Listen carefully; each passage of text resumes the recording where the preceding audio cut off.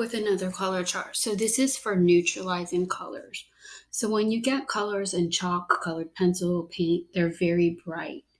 Sometimes you want to use bright colors, but sometimes you want to use colors that are neutralized or dulled down because you want the bright colors to stand out next to them. So I'm going to start with, you can pick any color you want. I'm just going to pick a regular blue. So one way you can dull a color down is by adding white, gray, or black. When you add white, the color is called a tint. So if it's blue and white, the color is a tint of blue. If you add gray, the color is called a tone. So if it's blue and gray, it's a tone of gray. If you add black, the color is called a shade. So blue and black is a shade of blue. So for tint, I'm just going to start with regular blue.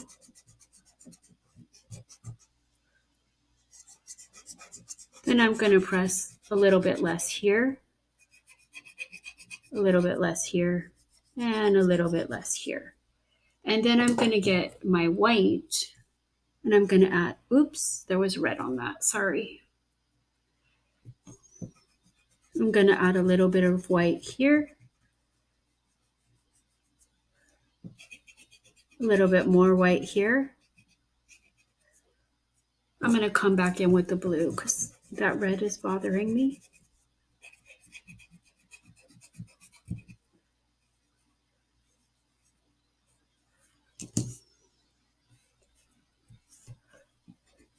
And more white here. And so tints are kind of pastel-y, and then the last one is just going to be white. You can put white in the box or just leave it white because it's already white. I'm going to make this a little bit lighter. Okay, so those are your tints.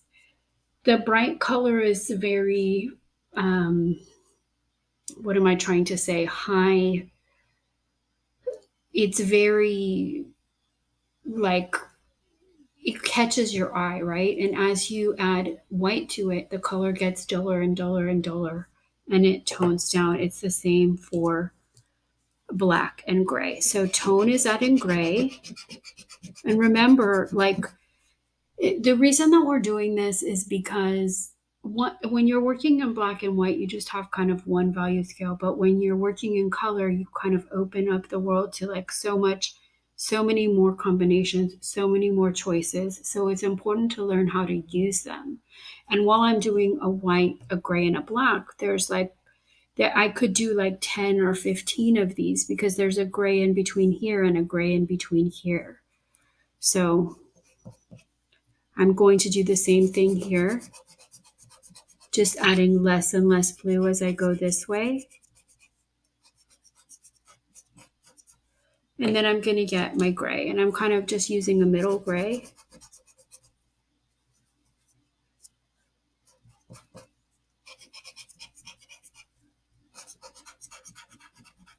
And the last one is just going to be pure gray. I'm going to come back in with the blue.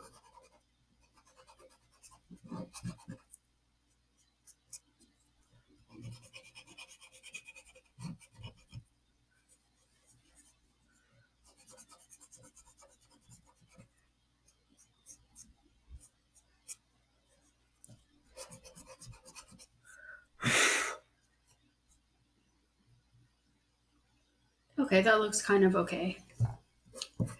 And the last one is going to be black. So, okay, this is neutralizing towards light, neutralizing towards medium, and neutralizing towards dark. So I'm doing the same thing here.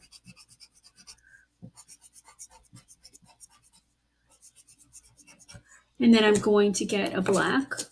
And the black is going to be stronger. It's going to have a higher tinting strength, meaning it's going to overtake the blue very quickly. So I'm trying not to put that much. And this is just going to be black. Okay, so I'm going to come back in with the blue.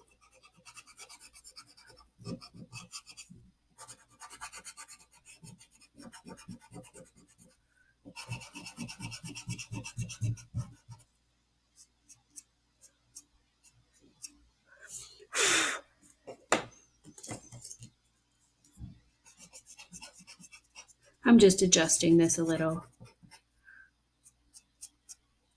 Maybe a little more here, but not that much.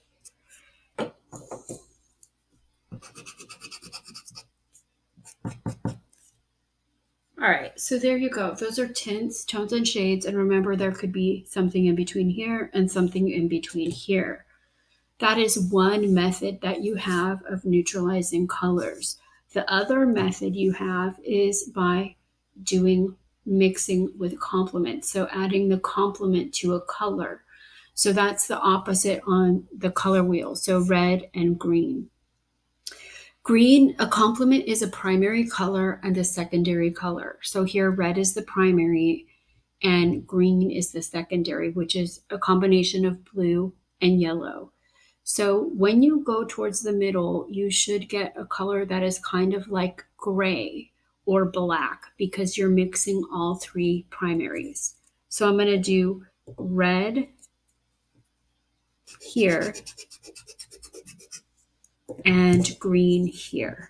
So when you add the complement to a color, you're immediately dulling that color down or neutralizing it. So I'm going to put a little tiny bit of green here. And I'm going to put some red over it. I still want this one to be mainly red. But it's now more of a dull or grayish red. And sometimes you want that color, right? Sometimes you want a dull red. You don't always want bright colors. So I'm going to come right here and put in a little bit of red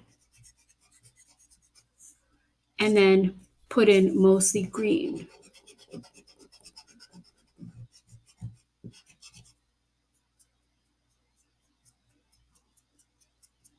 So now I'm dulling down that green. And in the middle, I'm going to try to do equal parts.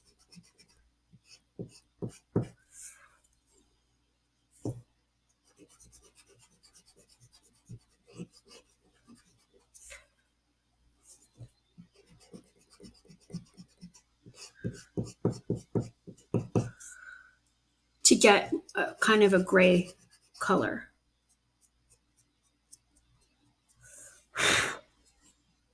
So there we go.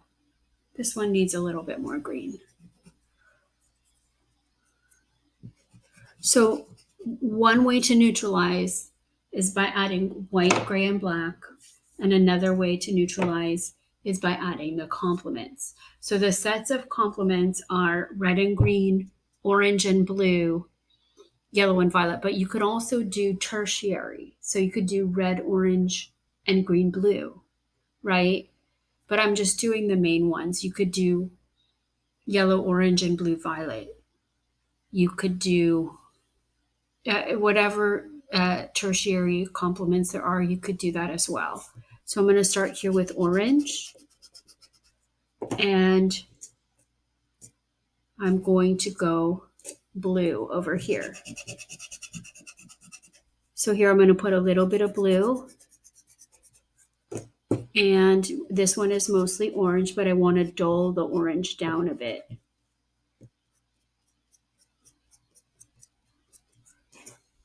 And there, that did dull it down, but maybe a little more blue in there.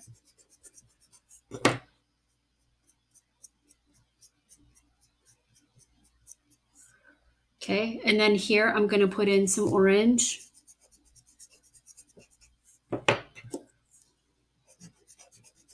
And mostly blue. So I'm dulling down the blue with the orange. Since it's the opposite to primaries, it kind of brings it into a gray state. And then here I'm going to try to do equal parts.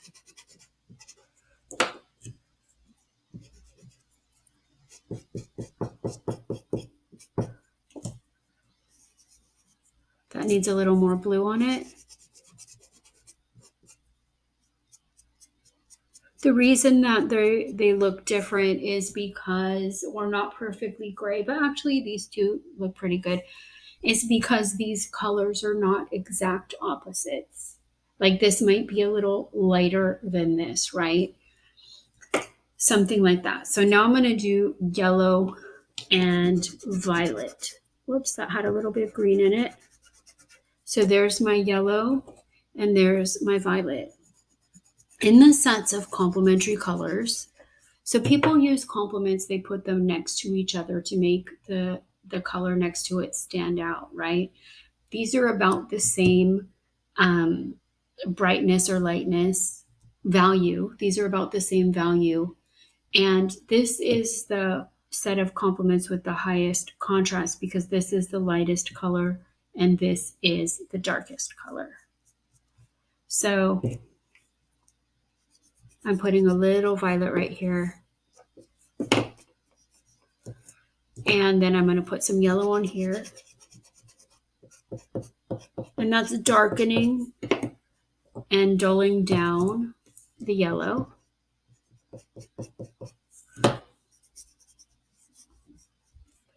Then I'm going to put a little bit of yellow right here. And mostly violet on this one. Since the violet is darker, it's going to have a higher tinting strength or overtake the yellow quite quickly. But that dulled down the violet. And in the middle, I'm going to try to do equal parts.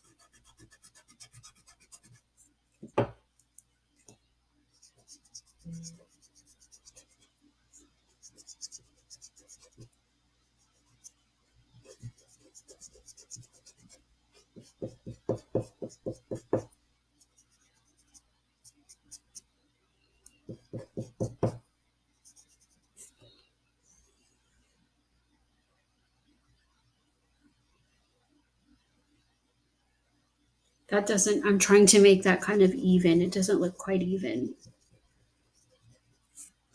And let me put some more yellow on it.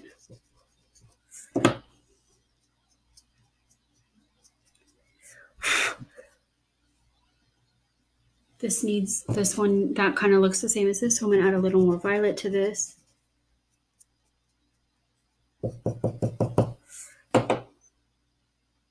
And a little more yellow to this.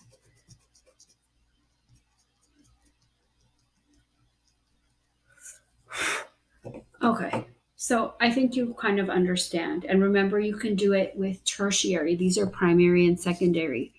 So in theory,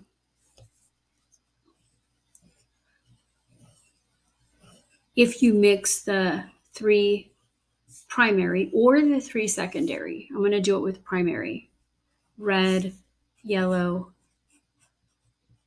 and blue, you should get a gray or a black. So let's try this with yellow. And that's the same thing you're doing here because each of the secondary colors here is a mixture of 2 primaries. Yellow, blue,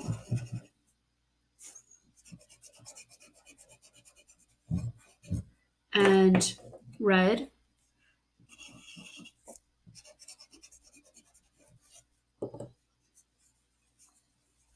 I'm going to add some more blue to that.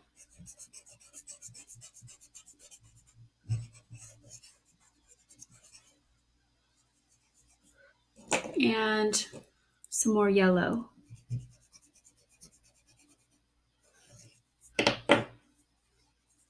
I'm getting kind of a grayish color, but not really a black.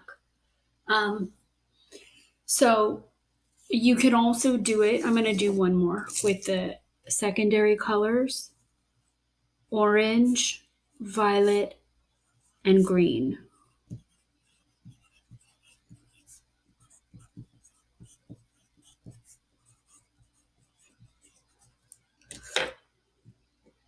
So I'm going to go green here and here.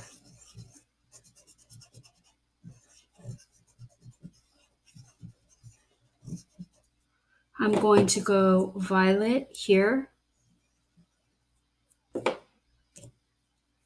Whoops.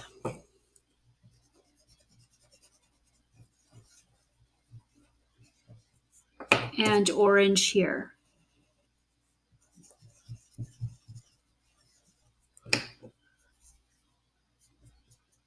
And I'm getting a grayish color, but not really a black. But these are just things for you to start internalizing, learning, and practicing so you can mix colors correctly when you start to use color in a drawing or a painting. It's really important that you understand this first.